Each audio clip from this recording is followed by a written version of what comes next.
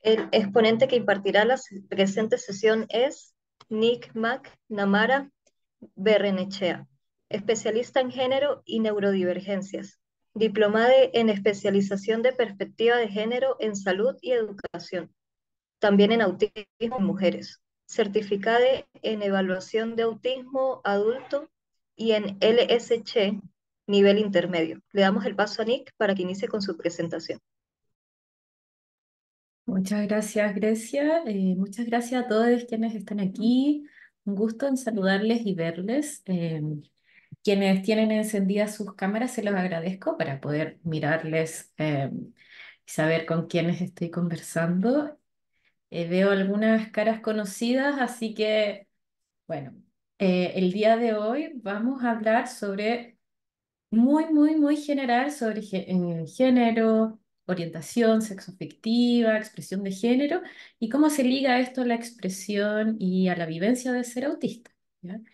Por, su- por supuesto que como es algo cortito, es algo breve, no vamos a poder profundizar tanto, así que a las personas que tienen ganas de profundizar, les invito, ojalá que se inscriban a lo que vamos a impartir viernes y sábado, donde esto mismo vamos a ver hoy día con una pincelada, vamos a poder conversarlo un poquito más.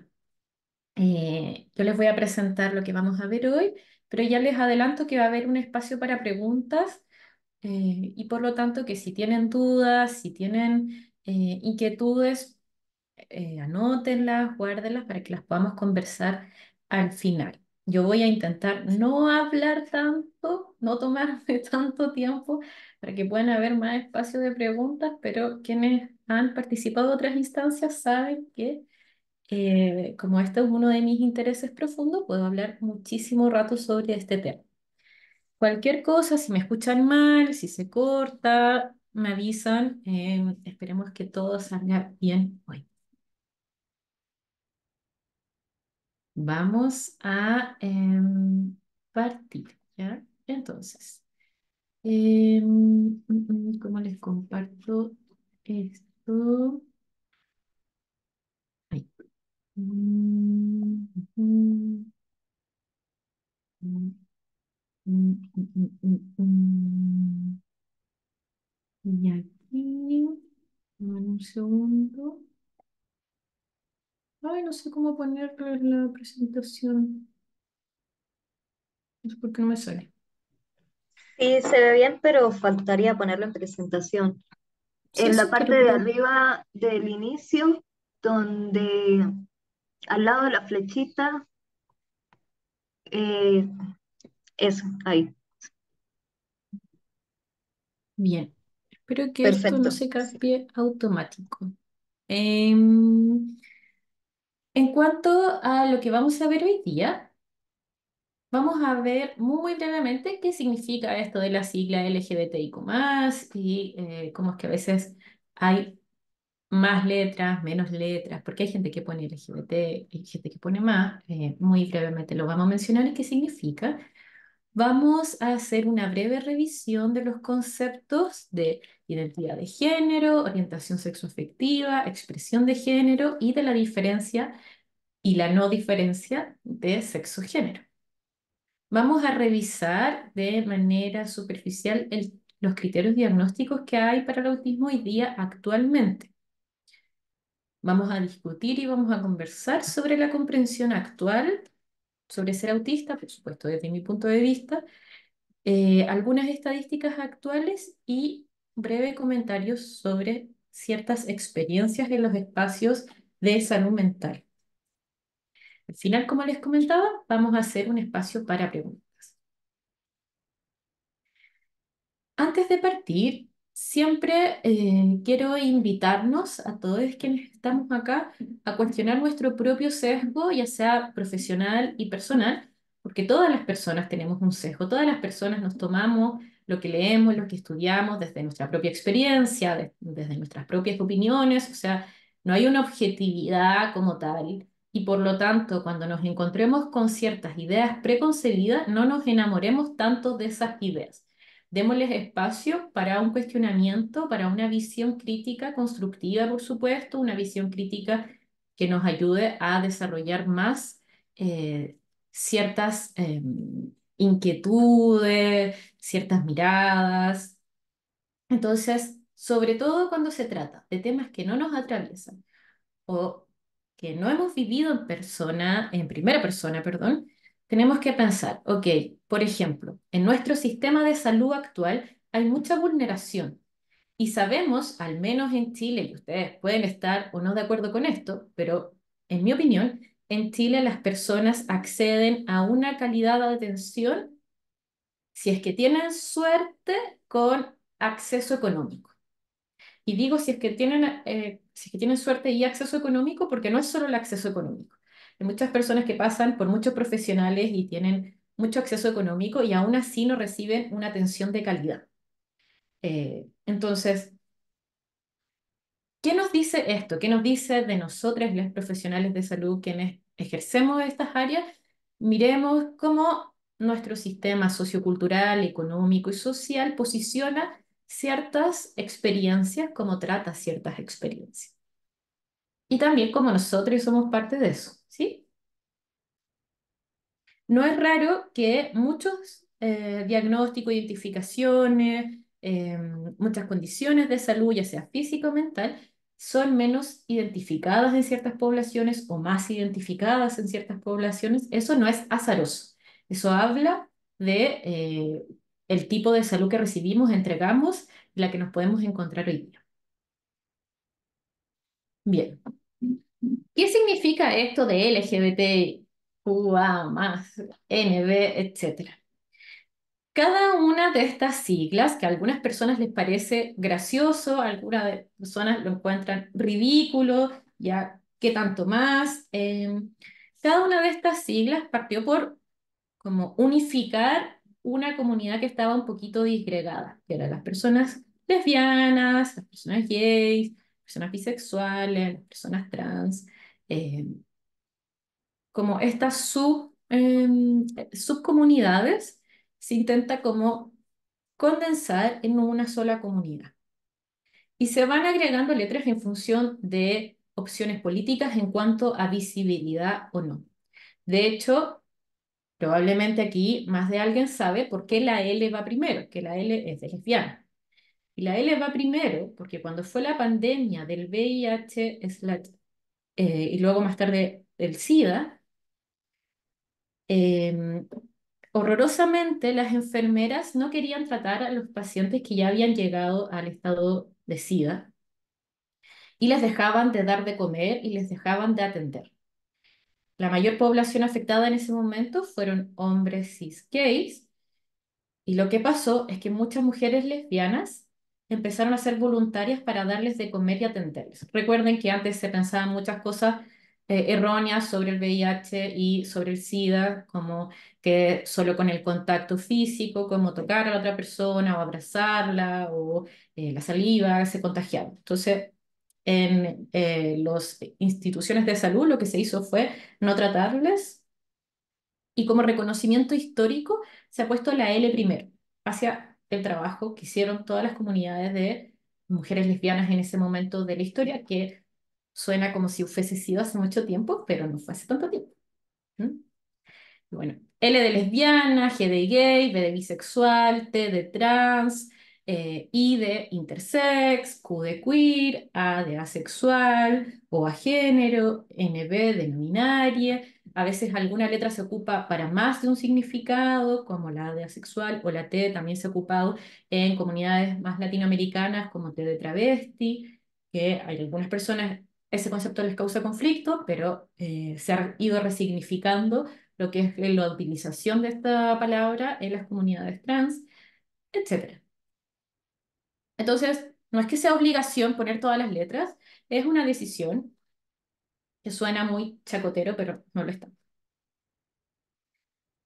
Bien, para partir, si bien hoy día vamos a revisar cosas generales, no está de más recordar que dentro de las comunidades LGBTIQ+, dentro de todas estas comunidades que existen, hay distintas necesidades. ¿No? Entonces, cuando las abarcamos, cuando hablemos de esto, tenemos que tener en mente que no hay una sola forma de ser trans, No hay una sola forma de ser gay, no hay una sola forma de ser lesbiana, bisexual, asexual, etcétera. Sino más bien deberíamos preocuparnos, y en mi opinión ocuparnos, sobre cada problemática con un enfoque de derecho, con un enfoque interseccional, con un enfoque humano. Esto quiere decir que no existe una receta de cocina cuando nos acercamos a las experiencias de las personas, incluso si esas personas forman parte de la misma subcomunidad. Tenemos que aprender a salirnos un poquito de eso, ¿ya? ¿Quién dice esto? Lo digo yo, pero también lo dice la revista de la Institución de Medicina que habla sobre la salud de personas gay, lesbianas, bisexual, transgénero, etc. Entonces, comprendamos que no existe una sola comunidad, hay muchas formas de ser parte de las comunidades LGBTQ+. ¿Es la discriminación lo que produce efectos en la salud mental de estas personas? Hoy día no vamos a revisar efectos generales de la salud mental, pero hay mucha más prevalencia de intentos de suicidio, de estados depresivos, etcétera, pero no es porque ser parte de la comunidad LGBT como sea inherentemente malo, sino es la discriminación la que produce consecuencias en la salud mental. Hay mucha sexualización, sobre todo, no sé, a las personas lesbianas, por ejemplo, las personas gay. Existe esta visión como si esto se tratara solo de la pareja sexual que tiene la persona, cuando en realidad las experiencias LGBTQ+ abarcan mucho más que solo la orientación sexoafectiva. No es solo quién te interesa sexoafectivamente. No es solo las prácticas sexuales, no es solo la conducta sexual, es mucho más que eso. Por lo tanto, hablamos de una cultura que tiene vivencias propias, excluyente del resto de la población, que tiene características en específico. Y además se ha realizado una patologización. Entonces, históricamente, si ustedes revisan la historia de las instituciones de salud mental, la historia de la salud mental, de la psiquiatría, de la psicología, ha sido bastante horrorosa, tanto con las mujeres heterosis como con las comunidades LGBTQ+.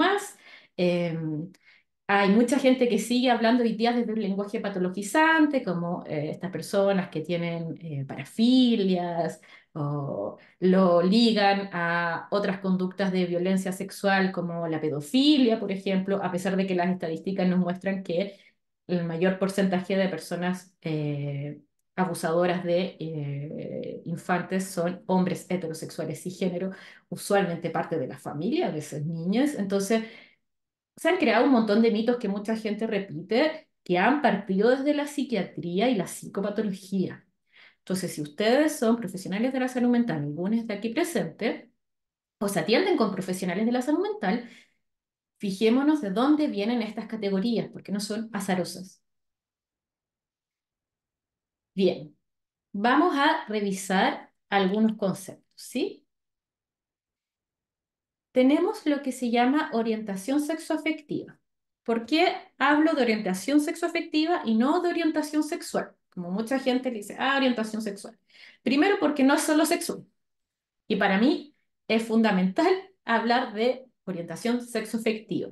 Es el concepto más actualizado. Podemos discutir si es el mejor o no, o si hay que retransformarlo también, pero no podemos decir solo orientación sexual, porque como ya les mencionaba, no se trata solo de la vivencia de la conducta sexual, no solo de estas personas que me atraen, me gustan o no me gustan en este ámbito, sino con quién comparto los afectos, con quién construyo vínculos en cuanto a las relaciones de pareja. La orientación sexoafectiva, entonces, refiere a aquellas personas con las que yo siento atracción, ya sea sexual, afectiva, romántica y o intelectual. Esa es la definición. Entonces, ¿cómo es la orientación sexoafectiva? Es y se refiere a las personas que me atraen de forma sexual y o romántica y o emocional y o intelectual, etcétera. Y no es que tienen que ser todas esas, pueden ser solo algunas, porque la asexualidad también existe y no es una enfermedad mental, ¿ya? Entonces, eso es la orientación sexoafectiva, de eso hablamos. Por eso decimos que ser gay, ser bisexual, etcétera, está puesto en la orientación sexoafectiva. De todas formas, si bien separamos teóricamente los conceptos, quiero que sepan que muchas veces un concepto está atravesado por las distintas categorías. Y se los voy a explicar mejor, pero para darles un ejemplo, ser lesbiana, mucha gente va a decir, ah, mujeres que la atraen otras mujeres. Pero en realidad, si tú vas y te sientas a hablar con algunas mujeres lesbianas, te van a decir que para ellas también es una identidad política. No es solo de con quién me relaciono sexoafectivamente. Y por eso, si bien las podemos separar y categorizar, no se nos puede olvidar que es más que esto, es más de lo que yo le estoy mencionando. Tenemos también lo que es la identidad de género. Este es un concepto que, a mi parecer, es el que más le cuesta entender a las personas, porque tiene dos grandes temas, dos grandes conceptos ya complejos, que uno es identidad y el otro es género. Y esas dos cosas abarcan mucho. Entonces las personas se confunden mucho con este ítem y dan información errónea, como decir, es con quién se identifica la persona, es cómo se siente esa persona, es lo que siente correcto. Y esas son definiciones un poco insuficientes a mi parecer, no necesariamente del todo incorrectas, pero insuficientes, ¿ya? La identidad es una cosa, el género es otra, como son conceptos muy grandes, nos confundimos, pero la identidad de género, cuando hablamos de identidad de género, refiere al concepto que tiene cada persona sobre sí misma en relación al género, ser hombre, ser mujer, ser ninguno, ser ambos, etcétera. Entonces, ¿qué es la identidad de género? Es el concepto más profundo de sí misma que tiene una persona respecto a ser mujer, ser hombre, ninguno, ambos, etcétera. Espero que se entienda. Entonces, cuando alguien dice yo soy mujer, esa es su identidad de género.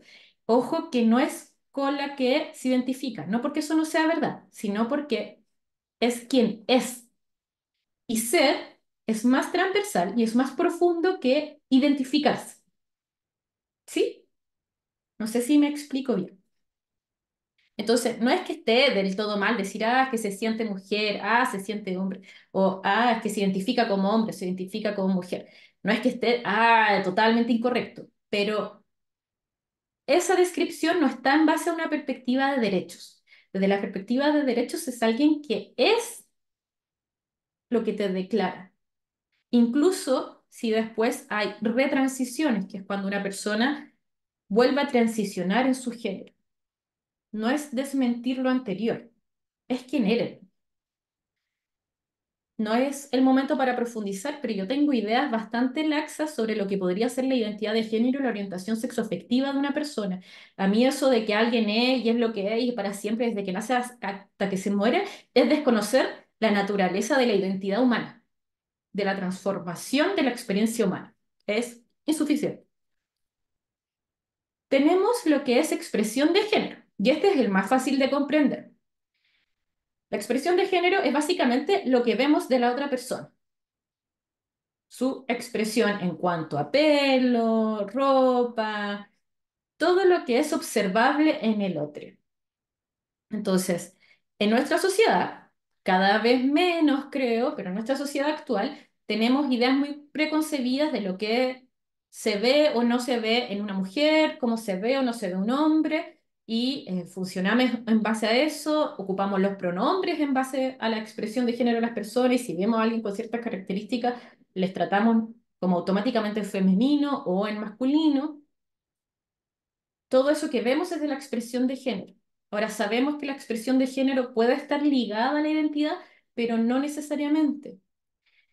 La orientación sexoafectiva, la identidad de género, la expresión de género pueden ser múltiples en cuanto a sus combinaciones. Por lo tanto, una persona puede ser trans y gay y con una expresión de género de lo que asociamos a lo más femenino. Una persona puede ser no binaria, bisexual, con una expresión de género masculina, etcétera. Sus combinaciones son múltiples. Muchas veces ocurre que decimos, ay, pero si esta persona es un hombre trans, ¿por qué no se corta el pelo? Ah, si esta persona es un hombre trans, ¿por qué sigue ocupando maquillaje? Porque tenemos muy metidos ciertos conceptos en cuanto al género por nuestro bagaje cultural. Y eso es lo que hay que cuestionar. Ahora, respecto a lo que es sexo o género, muchas veces se ocupan intercambiadamente. ¿Por qué? Porque se han ocupado como sinónimos, por ejemplo, en el ámbito legal, la ley de identidad de género aplica a cambiar el sexo asignado de las personas, ¿sí? Es lo que tenemos en Chile para cambiar el carnet. Entonces se nos empiezan a confundir, que pensamos que son lo mismo.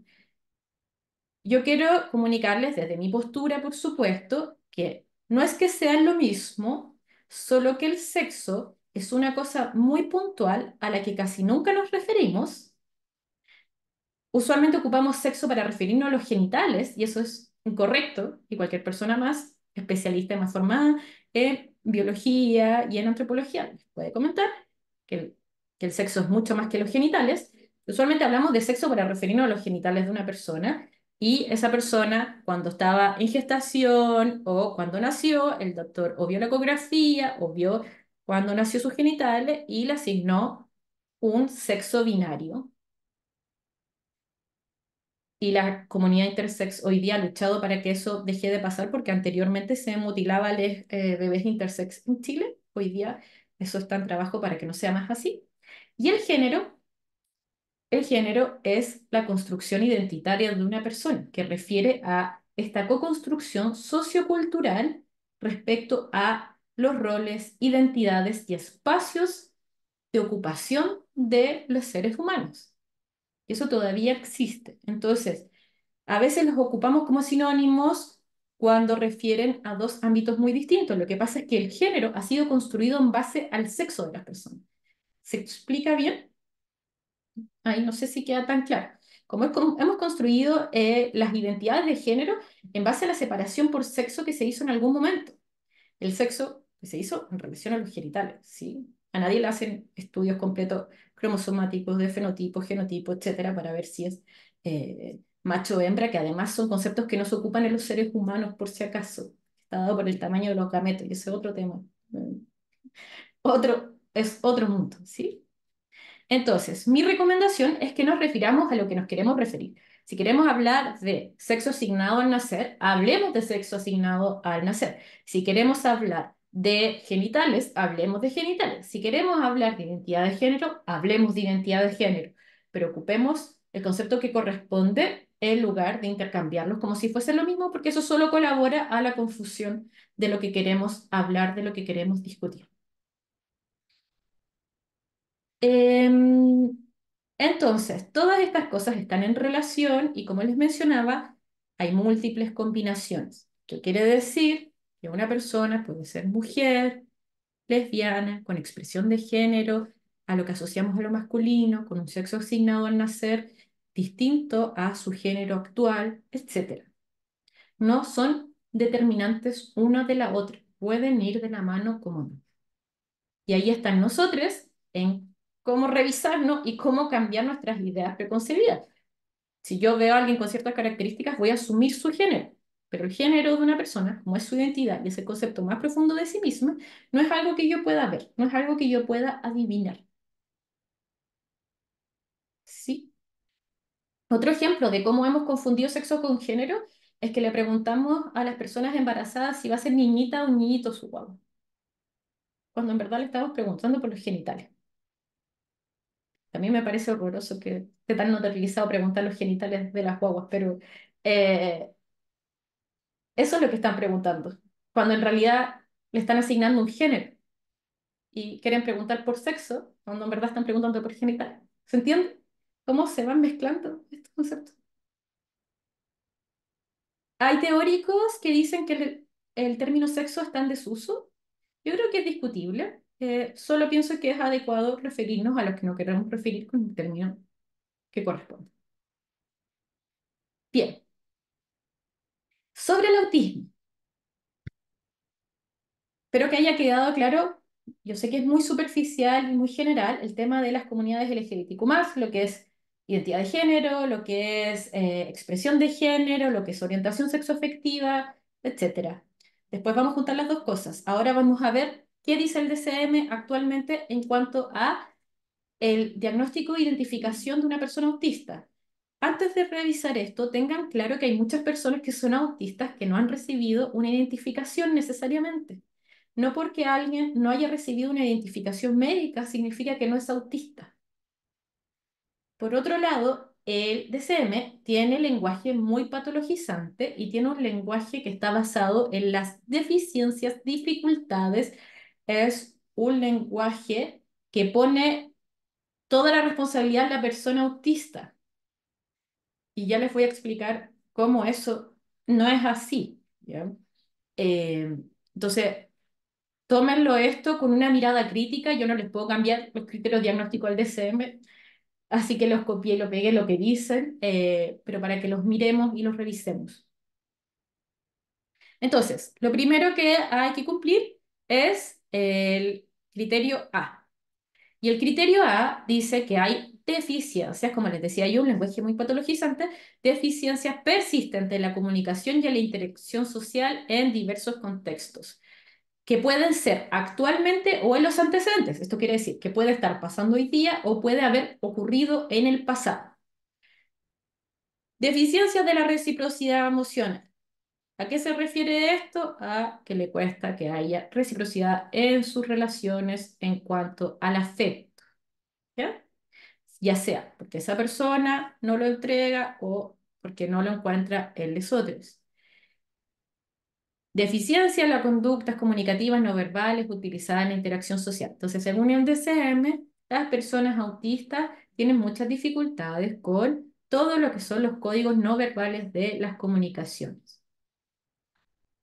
Ahora, insisto, esto es lo que dice el DCM, vamos a ver que en realidad esto se empieza a caer un poco actualmente. Y habla de déficits en el desarrollo, mantenimiento y comprensión de relaciones. Entonces, eso es el primer criterio.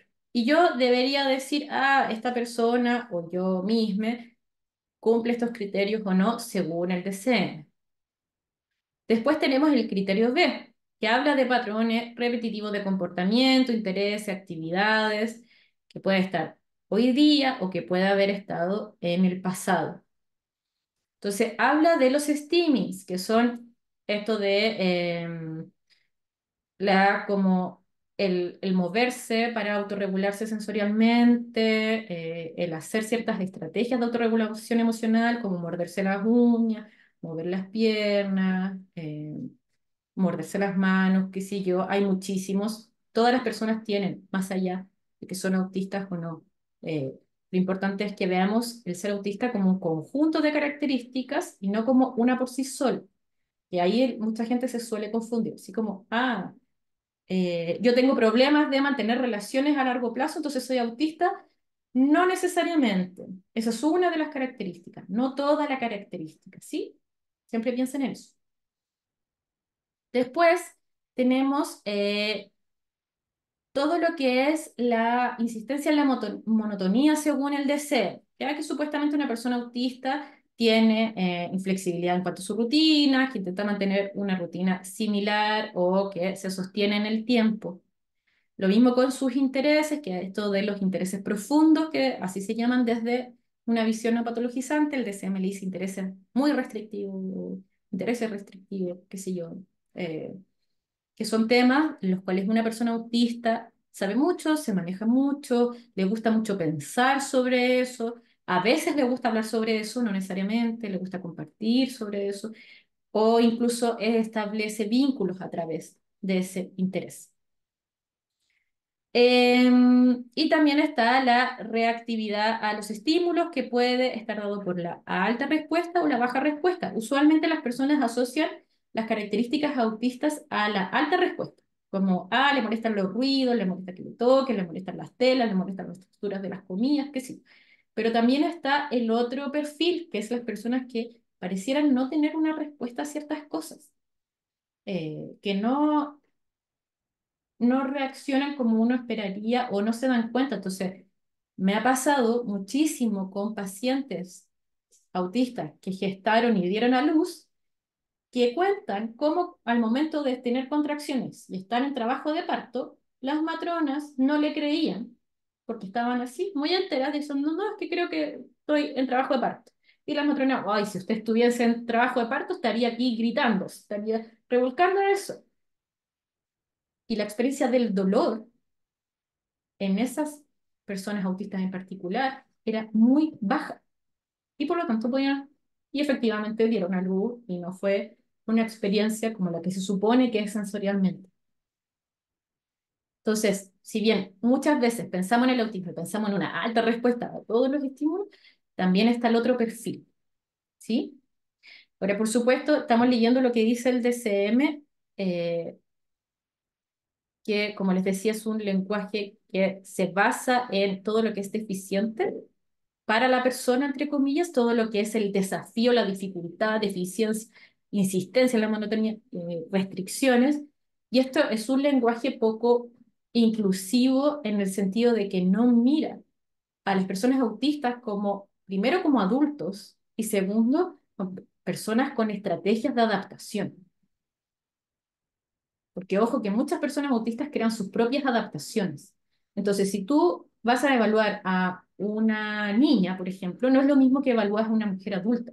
Si tú a una niña quieres ver si le molesta, no sé, las telas de la ropa, es probable que pueda identificar todos los vestidos que odia, ciertos calcetines con vuelito, o qué sé yo, como te va a poder decir a una persona adulta, si tú le preguntas, te va a decir que no tiene ningún tema con la ropa, que ocupa pura ropa que le acomoda, que no se compra lo que no le sirve, lo que le genera malestar. Entonces, el DSM no está pensado para eso, ¿se entiende? Entonces, efectivamente, si queremos buscar esto, lo literal, y no la comprensión de la experiencia, vamos a decir, ah, no, entonces no autista, ah, entonces yo no soy autista, ah, entonces estas personas no son autistas.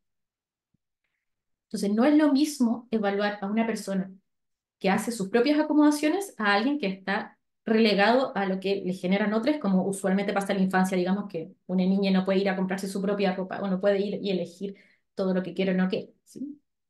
Mi pregunta favorita en las evaluaciones es decir, ¿y tienes alguna dificultad con las comidas? No, ninguna. Que yo como lo que me acomodan. Y le empiezas a preguntar y como tres cosas, pero no tiene ningún tema con la comida. Obvio que no, pues si hace años que viene comiendo solo lo que le acomoda, entonces ya no hay una experiencia de disgusto con las texturas de la comida. Eh, entonces, ojo con esa visión. Bien, entonces, ¿qué es lo que busca el DCM con el criterio de, me voy a adelantar un poquito, es que esto afecte en su diario vivir, ya sea en la esfera de lo social, laboral, educacional, etcétera? Que afecte de alguna forma. Pero ¿qué es lo que pasa? Que obviamente estos criterios no consideran las coocurrencias, porque las personas piensan que alguien es autista y fin. Pero una persona puede ser autista, alta capacidad, una persona puede ser autista con neurodivergencia de la atención o TDA, como se llama actualmente para el DCM. Entonces, no considera esas coexistencias. ¿Por qué les digo esto? Porque hay pacientes que tienen neurodivergencia de la atención, por ejemplo, el trastorno de déficit atencional que dice el DCM, y al momento de tomar fármacos para, no sé, el metilfenidato, que es clásico para el déficit de atención, la experiencia que ocurre es que aparecen ciertos rasgos del ser autista que no habían estado en la palestra antes porque el déficit de atención, entre comillas, le prestaba como ropa a ciertas características. Entonces no tenía tantos temas sensoriales porque me distraía muy fácilmente o no les ponía atención a mi cuerpo o no vivía ese malestar de manera tan intensa. Entonces yo he tenido pacientes que no han querido seguir con la medicación porque se aumentan las características. Ahora, eso no pasa con todos, por supuesto, solo para darles un ejemplo. El DSM habla de distintos tipos de necesidades de apoyo. Entonces, cuando uno evalúa un caso, mira cuántas necesidades de apoyo tiene una persona. Usualmente en nuestra cultura pensamos que las personas son autistas, autistas con necesidades de apoyo tipo 3, que es la persona que es menos autónoma, es la persona que tiene más desafíos para comunicarse, es la persona que necesita más apoyo para la vida diaria.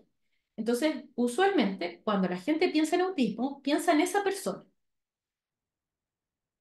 Lamentablemente, se ha malentendido esto de los tipos de necesidades de apoyo como tipos de autistas. Tipo uno, tipo 2, tipo 3. Y no es eso.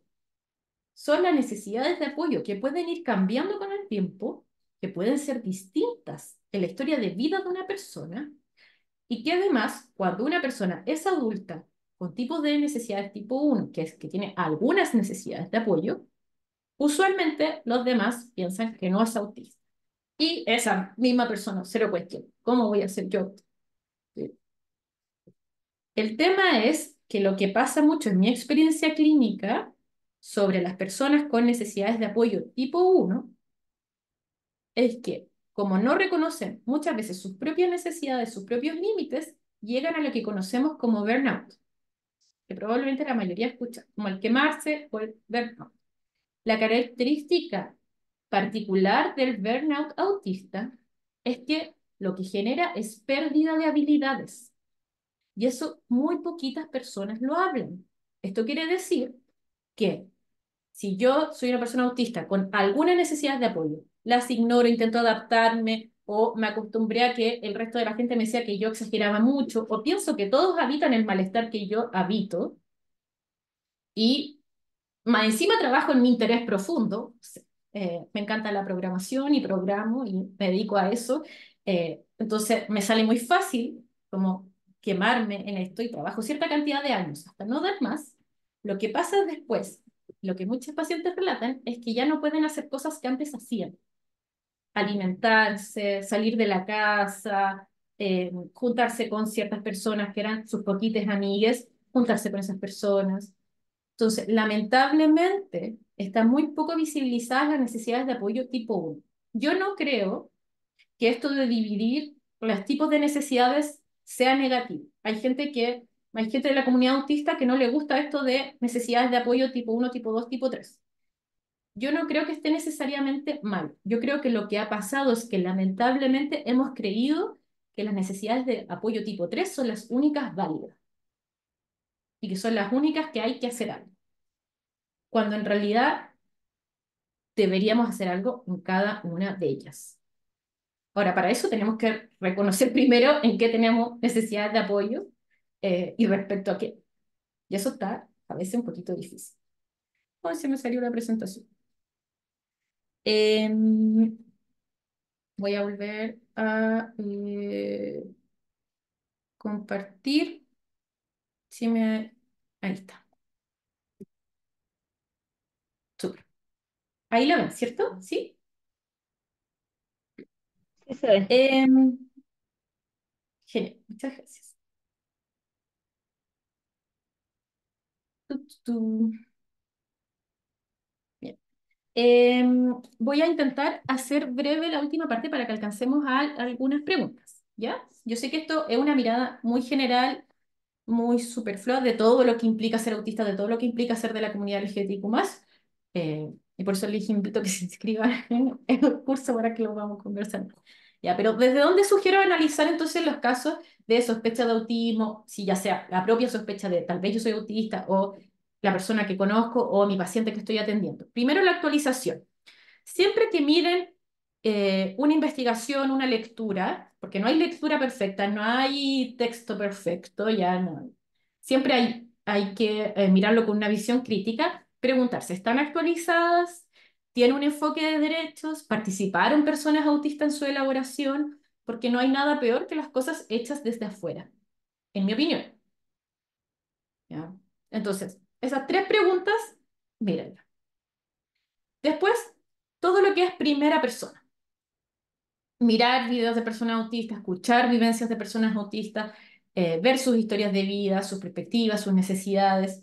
Yo, por ejemplo, les puedo comentar, como persona autista, entre otras neurodivergencias, porque yo me saqué el bingo de las neurodivergencias, yo como persona autista, por ejemplo, tengo una fascinación por mis pacientes y podemos decir si eso es negativo, es positivo, si está bien o está mal, pero yo no les puedo llegar a explicar la fascinación que siento yo por escuchar a la historia de vida de las personas, el buscar como si fuese un perrito sabueso, como el buscar dónde está el tema que hay que trabajar y trabajar sobre eso.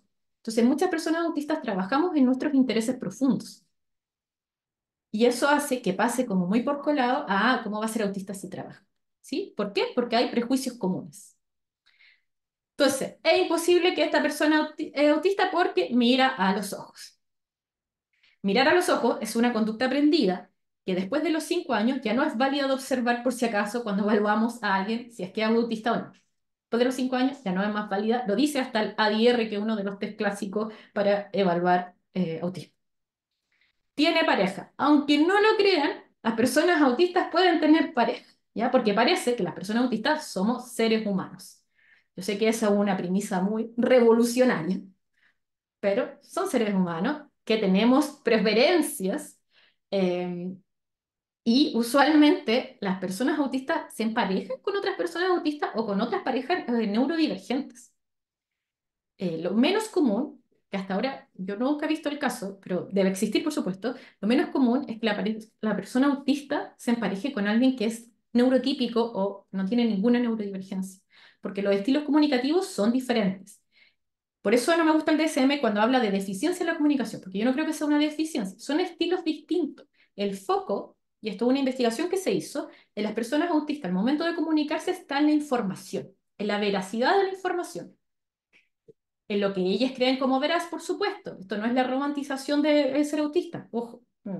Lo que la persona autista cree que es veraz, en eso enfoca su comunicación. Las personas neurotípicas enfocan la comunicación en el vínculo. Y por eso, por ejemplo, la mentira para una persona neurotípica puede estar bien en muchos momentos, de muchas formas, siempre y cuando sea para cuidar el vínculo.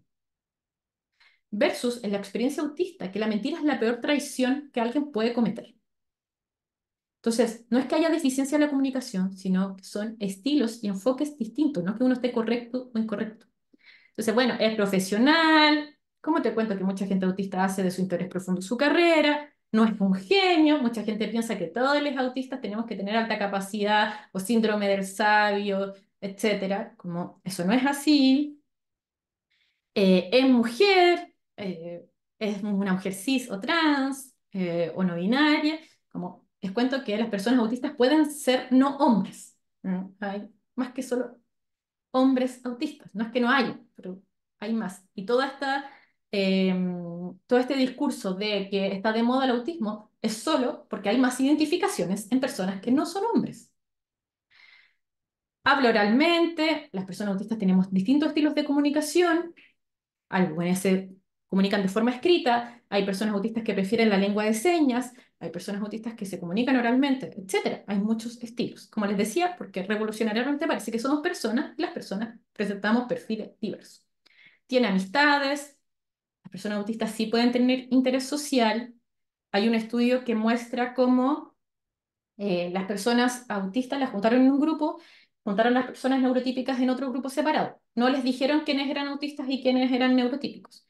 En cuanto a esta supuesta deficiencia de la comunicación, no hubo ninguna deficiencia de comunicación en el grupo de personas autistas, así que DCM, lo siento, te equivocas.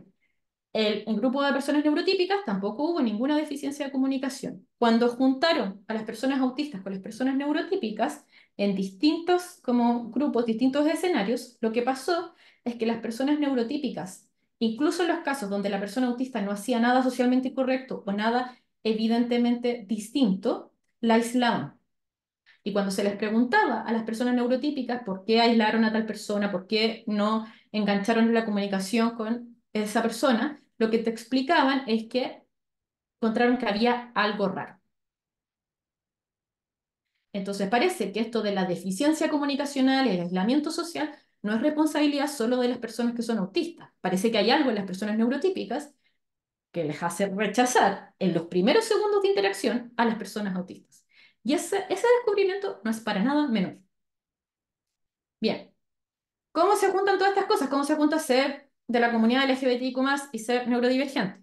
Este es un estudio que se hizo en el 2020 con 600.000 personas. Les recomiendo buscarlo, está ahí abajo citado. Hay muchos datos sobre cómo se junta el ser LGBTIQ+ y ser dentro de lo que se entiende como un perfil autista. Las mujeres autistas suelen identificarse como lesbianas 3 veces más en comparación a los grupos de mujeres no autistas. O sea, ni siquiera solo neurotípicas, no autistas, ¿ya? Lo que se conoce como alista. Es decir, podrían ser mujeres neurodivergentes, solo que no autistas.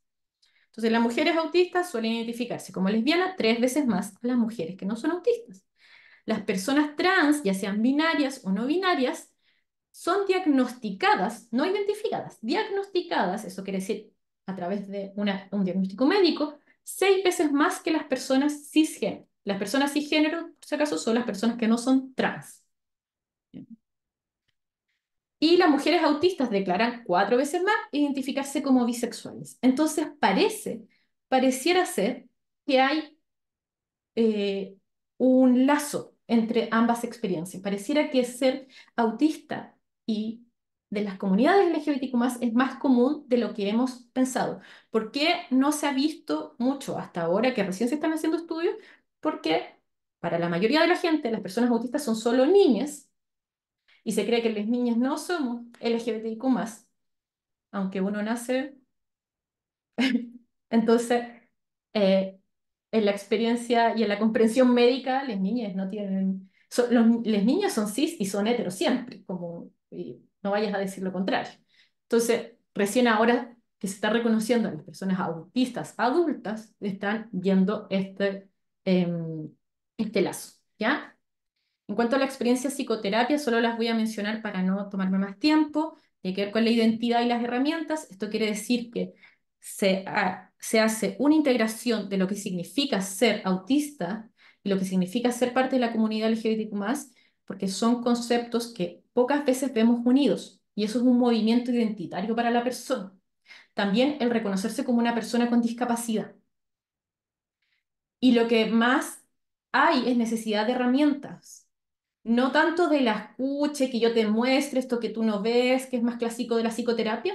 No es tanto eso. No es que no se dé, también se da. Pero lo que más hay es demanda por herramientas. Por eso la terapia ocupacional funciona muy bien usualmente para personas autistas.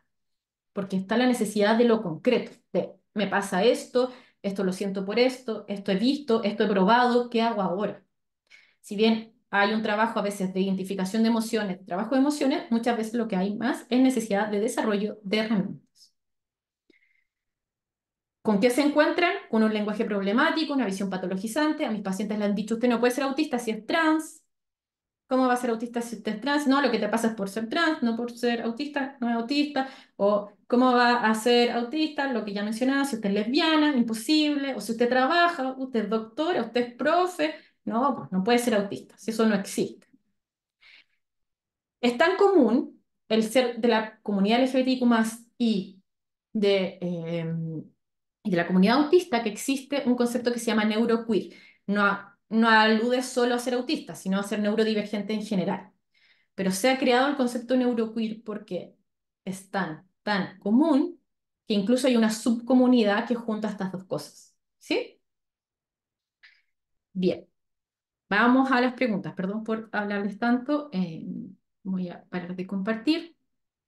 Y vamos a ver las manitos levantadas. Está Cintia.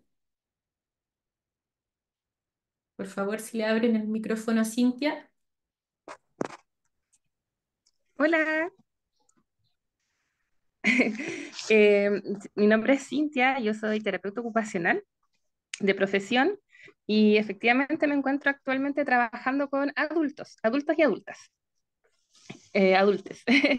Y claro, me llama mucho la atención lo que tú refieres, porque el otro día también me conecté a un seminario en salud mental y ahora me queda dando mucho la vuelta porque efectivamente los chicos y chicas llegan ahora adultos a terapia buscando herramientas. Y uno como neurotípico, eh, ¿qué le enseñáis, po?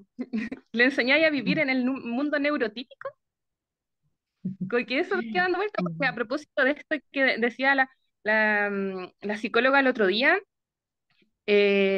de como todas estas como dificultades en salud mental que se arrastran hacia la adultez en las personas neurodivergentes y sobre todo en personas autistas, eh, tienen que ver con como dificultades a nivel social Ujú. por no poder como de alguna forma interiorizarse hacia el mundo neurotípico, que no necesariamente debiera ser así.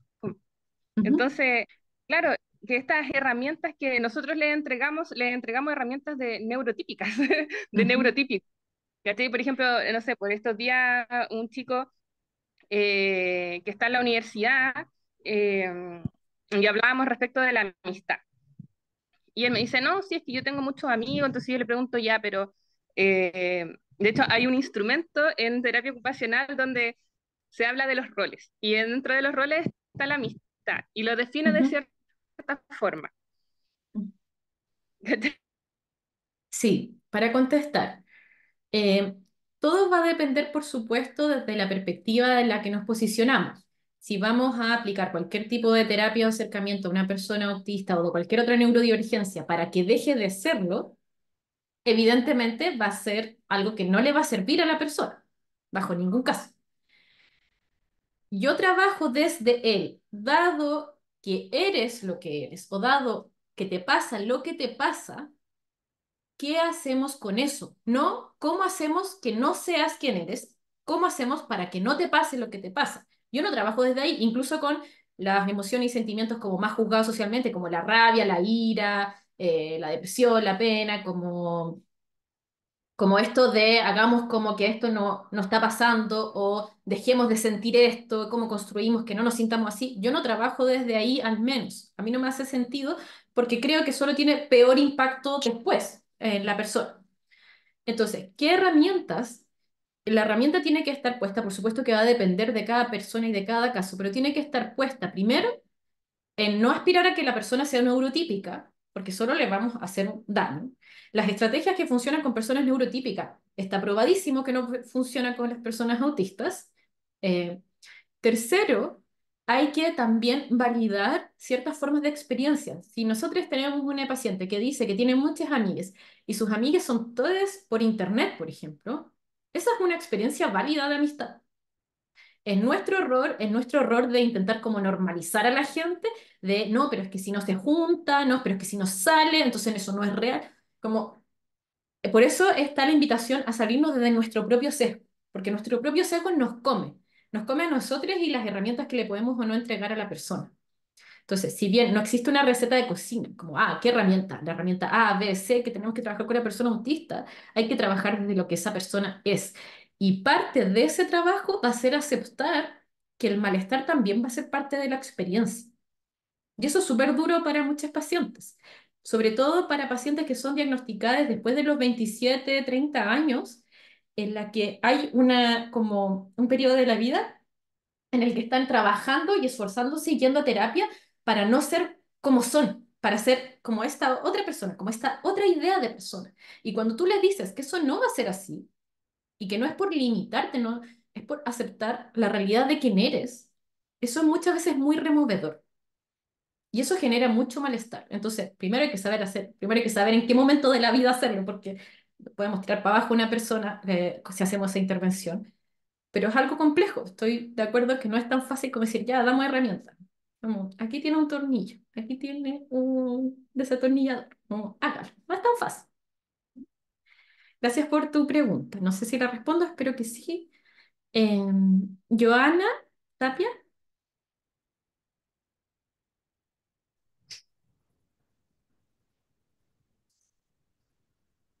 Aló, buenas tardes, ¿me escuchan? ¿sí? Hola, buenas tardes.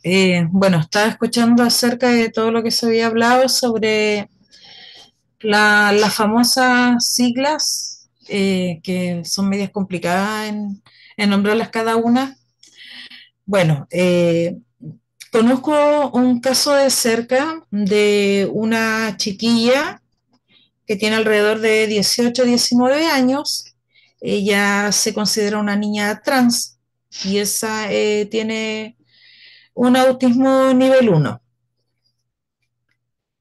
La ha pasado, pero muy mal, ha tenido muchos problemas, digamos, en lo emocional, eh, propensa, digamos, a la parte en el suicidio.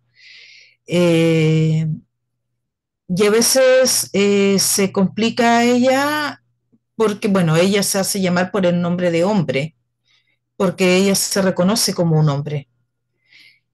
y tengo entendido, y por lo poco que he leído, el autismo en las mujeres siempre como es más difícil digamos, de diagnosticar por el camuflaje que ellas usan o que se usan. ¿Qué me recomendaría usted en este caso para este niño? Porque ella quiere que se le hable así. Para este niño, para que pueda, digamos, avanzar en este tema, eh, las terapias hay algunas que no han servido. Vivimos en un pueblo muy chico en el cual no hay cultura, no hay nada que pueda Ujú. apoyar. Aparte que si se va a un psicólogo, al otro día todos saben de lo que se va a hablar. No Entiendo. hay un secreto de confidencialidad. Entonces le ha Primero, tocado muy duro pasarlo. gracias por compartir, Joana. Primero, lo del camuflaje social en personas asignadas como mujeres al nacer es un mito. Lo que pasa es que se ha puesto la responsabilidad en las mujeres, como ya que hacen tanto enmascaramiento, es súper difícil para nosotros los profesionales de salud mental hacer la identificación, cuando en realidad eso no es que sea así, sino que lo que pasa es que esperan ver solo un tipo de ser autista que usualmente está asociado a las personas que consideramos hombres, pero no es tan así. ¿Ya? De hecho, la comunidad LGBTIQ+, es bastante parejo el tema del camuflaje social. El camuflaje además también se dan otras neurodivergencias. Entonces ahí hay todo un mito que está muy integrado de que, bueno, las mujeres hacen más camuflaje y por eso las diagnosticamos menos, o el autismo en la mujer es distinto. Eso solo perpetúa estereotipos de género además porque se cree que los cerebros son distintos cuando en realidad no es así, esos neuromitos, etcétera. Para este chico, primero efectivamente hay que encontrar una terapeuta que sea adecuado para él. Y sabemos que eso no es sencillo, menos en el pueblo que describes. Ojo que no existen tipos de autismo, no existe tipo uno, tipo 2, tipo 3. Existen distintas necesidades de apoyo. Y si es una persona que tiene muchas dificultades para desarrollar su vida diaria en un bienestar, entre comillas, normalizado o dentro de ciertos como parámetros, y está con planificación o ideación suicida, esas son necesidades de apoyo tipo 2, tipo 3. Eso más que necesidades de apoyo tipo uno, ¿ya?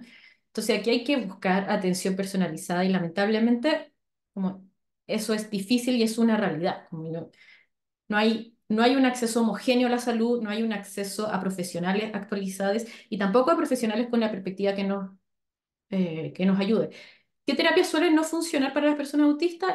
El psicoanálisis, estas terapias más humanistas, la cognitivo-conductual, al contrario de lo que mucho se ha fomentado por estas famosas terapias ABA, está comprobado que solo produce mayor daño a largo plazo a las personas autistas. Entonces, chuta, nos vamos quedando como con dos, tres opciones y encontrar un profesional que sepa de esto, que además atienda a personas LGBTIQ+, que además se maneje en autismo adulto, está difícil. Entonces, tal vez pedir contactos acá mismo, si alguien tiene, pedir datos de alguna terapeuta que le pueda atender online, buscar a tal vez una terapeuta ocupacional, no psicólogo, y ahí hay que buscar. ¿Sí? Elías. Sí, ahora, ¿me escuchas o no? ¿Sí? Sí, hola, buenas tardes, soy Elías. Mira, soy fonoaudiólogo de profesión y también soy una persona del espectro autista. Así ya diagnosticado hace 32 años, casi 32 del Ujú. 91, por lo que alguna vez fue el trastorno de Asperger. Ajá. Ahora ya dejó hace 11 años de estar en uso, está en desuso y sí, es muy cierto lo Ujú, que hablas mucho del tema del colectivo LGTBIQ QI+, es cierto, sí. ujú, Y también se sabe que, creo que ese mismo estudio que mencionas, hubo otro muy parecido, también menciona que gran parte de las personas del espectro autista tienden a ser homosexuales, bisexuales o asexuados. Y en cierta medida explicarían esto también por un tema de estos intereses profundos, que son como un poco más, más masculinos, más racionales, que como que eso también atrae más a la persona y al tener estos bajos niveles de empatía o que no los comprenden de cómo llegar al otro, como que le genera más atención. Eso que va más allá de la apariencia, sino que es más un tema de los intereses de la persona lo que le cautiva al otro, independiente de su identidad de género. ujú. En general, las personas autistas lo que hacen es un vínculo a través de los intereses. Les cuesta mucho mantener Exactamente. relaciones o vínculos fuera de lo que es un interés. Y por eso se recomienda para trabajar, ya sea en psicoterapia, terapia ocupacional o en cualquier intervención, que busquen comunidades, pero dentro de aquel interés que tienen. Ahora, si estamos tratando con una persona autista que está muy, muy deprimida, una señal es que no tienen interés profundo. Si bien no todas las personas autistas tienen necesariamente intereses profundos, puede ser una buena herramienta para que generen vínculos si es que la persona además lo considera necesario, ojo. Así es. Y efectivamente, los intereses románticos, afectivos, se pueden encontrar a través de lo mismo. Sí, y también parten en gran medida de eso, y también que hay un concepto que autores más contemporáneos como Fred Frankel, Liz Lewison, mencionan que la misma amistad también se basa en encontrar intereses en comunes con otras personas. Así es. Y de hecho, ser autista no es un interés en común con otra persona, es Ujú. solamente algo que el destino los se une, pero no necesariamente una persona autista puede tener interés en común entre mismos autistas, pues los puede tener con otro neurodiverso o con un neurotípico tal vez, salvo que en Nos mayor o pueden menor. caer mal otras personas autistas, es una magia. Exactamente. Y a mí me pasa. Y también dentro de mi caso de yo, mi gran motivo de cuando niño que quise ser fonoaudiólogo es para yo superar mis propias limitaciones en mis interacciones sociales, que eran bien malas, la verdad, y con los años las aprendí a mejorar bastante bien. Muchas gracias, Elías, por compartir. Lamento cortarte, pero es para que No, alcancemos a tranquilo, está bien, hablar porque todos. estamos bien contra el tiempo. Era eso. Muchas gracias. Belén, Hola, hola Nick. hola. Muchísimas gracias por tu presentación. Me gustó muchísimo. Gracias. Te quería consultar algo que me quedé bien pegada y lo pregunto muy desde la curiosidad. ¿Por qué? Quizá una pregunta muy tonta respecto a No te todas las que han preocupes. puesto antes, pero eh, ¿por qué ya no se puede hablar como de hembras y machos en seres humanos? Como que me interesó mucho esa parte. Ujú. No es que no se Eso. pueda, es que nunca se ha hecho porque hembra y macho está dado por lo que se llaman los tamaños de los gametos. Los gametos son el espermio y el óvulo. Y eso se da en algunas especies animales y en otras no, como esta diferencia de gametos. De hecho, los seres humanos no cumplen la regla hembra y macho y la diferencia de gametoide. Pero probablemente un biólogo te lo puede explicar mejor que yo, pero también lo puedes buscar. Esa es la respuesta breve, digamos. Eh, Giovanna, Hola. hola. Ah, sí. Bueno, lo primero bien cortito, que lo que decían de que la chica quería ella quería ser hombre, que se refieran como él, por favor, que eso puede afectar muchísimo lo que está pasando, sobre todo los intentos de suicidio, todo tiene que referirse como él y con el nombre que él se puso. Uno, es que me estresó mucho. Dos, me quedó dando vuelta lo que dijiste, Nick, sobre el cóctel de, de neurodivergencia, Ujú, porque, bueno, yo actualmente estoy en EGES por bipolaridad. ujú, eh, Aparte soy autista, estoy buscando el diagnóstico oficial, pero ya psicólogo, terapeuta, todo. También estamos viendo ahora con mi psicóloga lo del trauma complejo ujú, y soy TDAH. Entonces, estamos viendo si de verdad hay ciertas cosas que pueden estar influenciadas o no porque uno de dos tantas comorbilidades está desregulada o no. ¿Tú tienes alguna información como sobre ese tema? Si es que es correcto diferenciar lo que pasa con eso o si es mejor como tratarlo como algo holístico, como dices. ujú. Las dos cosas al mismo tiempo. Al ayudar a identificar qué es de qué, es una separación teórica más que práctica, porque en la experiencia está todo dado todo el tiempo. Ahora, ¿por qué puede ser importante diferenciar?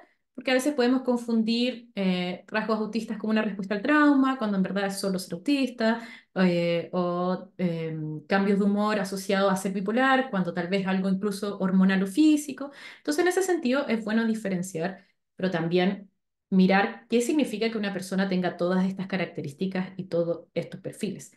Además, que es un dato muy importante que se los voy a dar a la pasada, las enfermedades, entre comillas, las condiciones poco comunes en la población general son muy comunes en las personas autistas. Entonces, ahí hay muchas cosas que mirar. Eh, Ehlers-Danlos, hiperlaxitud seca, no necesariamente Ehlers-Danlos, condiciones médicas, tiroiditis de Hashimoto, problemas gastrointestinales, etcétera. Entonces, si bien tenemos que separar para comprender y abarcar ciertas cosas como individuales, también tenemos que mirar esto junto. Bien, vamos a las últimas dos preguntas. Ya lamento que no alcancemos a responder todo. Francisca, Ahí sí. Hola, Nick. Ya, hola. voy a ser bien breve. Tengo dos preguntas que me llamaron la atención ahora cuando escuchaba que hablabas del tema del camuflaje, algo de lo que yo he estado como en hiperfoco desde el año pasado porque tengo mi identificación de autista ahora en etapa adulta. Entonces, quería saber, tú cuando evaluabas autismo, ¿tú entonces no usabas el test de camuflaje?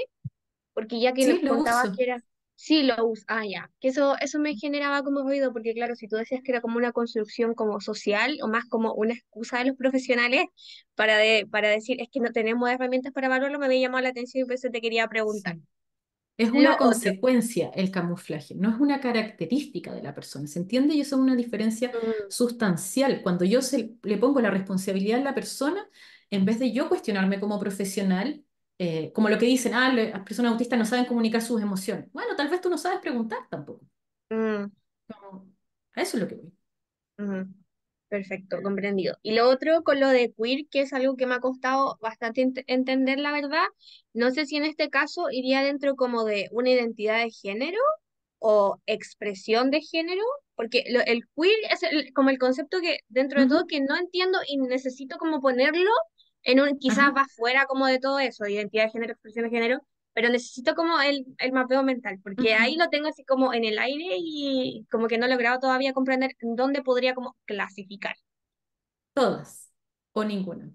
Las personas pueden ocupar el concepto queer para usarlo como sinónimo de ser una persona de la comunidad LGBTQ+, lo pueden ocupar para referirse solo a su expresión de género, lo pueden ocupar para referirse a su orientación sexoafectiva, lo pueden ocupar para no clasificarse, lo pueden ocupar como una descripción general para no decir soy lesbiana, trans, no sé qué, soy queer, soy de la comunidad queer. Ahora, queer es un insulto, nació desde un insulto, que es como decir no es igual, pero es como decir fleto o maricón en Chile. No es lo mismo, pero es parecido, ¿ya?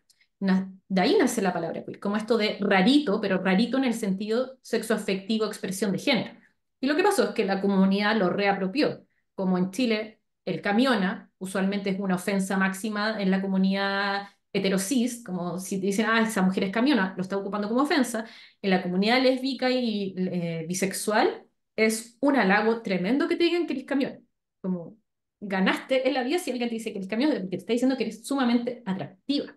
Entonces, queer se ocupa para múltiples categorías de muchas formas. ¿Sí? Perfecto, ahora sí, clarísimo, ya mi mente tiene todo el esquema mental. Muchísimas gracias. Bacán. Laura, última pregunta por hoy.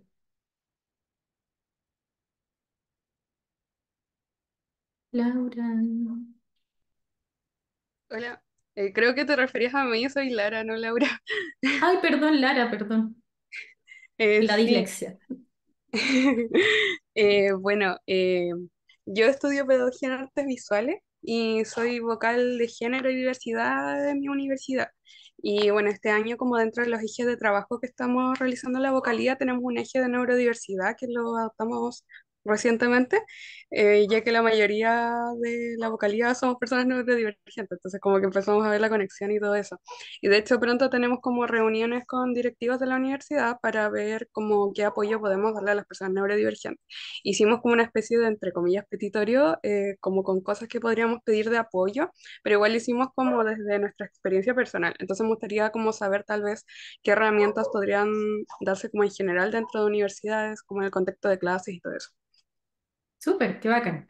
Qué maravilloso lo que están haciendo. Primero, probablemente ya lo han pensado, pero se los digo para que las otras personas que están acá también lo escuchen. Cualquier acomodación que ustedes generen para las personas neurodivergentes es muy probable que también les sirvan a las personas neurotípicas.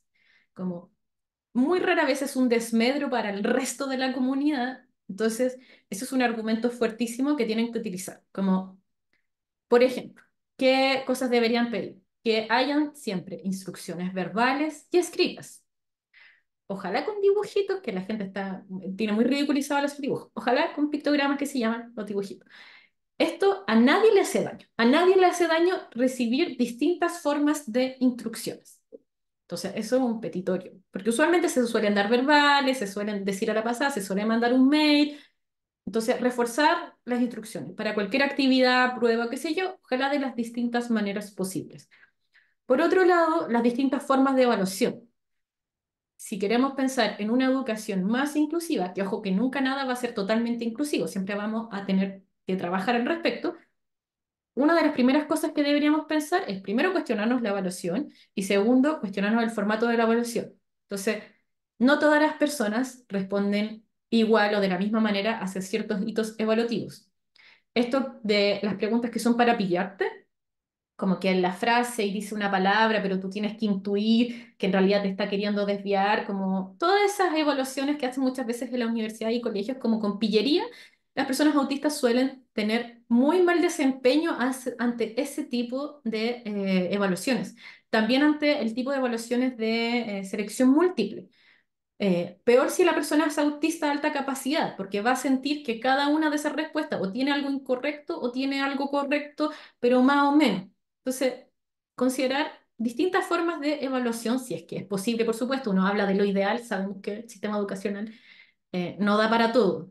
Em, la flexibilidad de asistencia, no sé, en otros países, en Chile se han transformado cada vez más en colegios las universidades, entonces reprueban por asistencia, exigen cierta cantidad de asistencia a clases para aprobar o no un ramo. A mí eso me parece innecesario. eh, Muchas veces hay personas que no necesitan asistir a todas las clases para comprender. Yo sé que se quieren asegurar hitos educacionales, pero yo les puedo hablar de mis compañeras de universidad que tenían las mejores notas, se copiaban entre todas, no, como, no sé qué hitos se estaba asegurando ahí. Y yo como persona autista, alta capacidad, yo no copiaba, porque ¿cómo vamos a copiar? Entonces, eh, es muy importante considerar qué creemos que es una educación de calidad y qué es lo que queremos garantizar. ¿Queremos garantizar que me responda bien la prueba o queremos garantizar que hubo un proceso de aprendizaje? Bueno, la flexibilidad de asistencia me parece súper importante para cualquier persona neurodivergente y para las personas neurotípicas también. Eh, Como lamentablemente hay muchas realidades ahí atravesadas, no me parece razonable que se exija eso. Por otro lado, está poder dar pruebas remotas, asistencia remota a clases si es posible, como les decía, esto de las instrucciones escritas, el que no tengan que hacer trabajos en grupo. Muchas personas autistas se agotan mucho por esto o no tienen relaciones ni vínculos con sus compañeros, o los tienen, pero con compañeros de otra generación.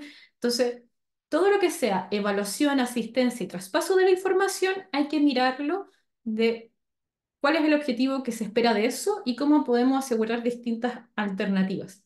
Ahora, lamentablemente, yo he visto casos de personas con el diagnóstico formal, con carta de recomendaciones que yo les he creado personalizadamente en cuanto a la universidad y profes, a pesar de que la universidad ha como asumido que se va a hacer cargo de esas necesidades de apoyo, profes particulares han dicho, yo no tengo por qué adaptarme a usted que usted sea enfermita, o póngale esfuerzo nomás, eh, esto es igual para todos. Entonces, bueno, para todos, porque el masculino supuestamente es genérico. Entonces, ahí hay que ver bien cómo va a garantizar la universidad, se va a comprometer con ustedes a todas las cosas que generen, cómo va a garantizar la universidad que los profesores lo cumplan, porque lamentablemente muchas veces los profesores hacen lo que quieran en espacios universitarios sobre todo, no solo, no solo en... ¿Mm? Bien, sé que queda mucho por que hablar, mucho que conversar, cuestionarnos. Les agradezco mucho la participación. Espero que esto les haya sido de algún aporte y ojalá se quieran unir al encuentro de viernes y sábado, que son de 4 horas cada uno. y ojalá alguien se lo gane, así que vamos a ver, creo que, no sé si se hace ahora el sorteo, Grecia, o se hace después. Sí, vamos a realizar el sorteo. Eh, Antes del sorteo, les damos las gracias por su participación en el seminario de hoy. También agradecemos a Nick McNamara por su presentación.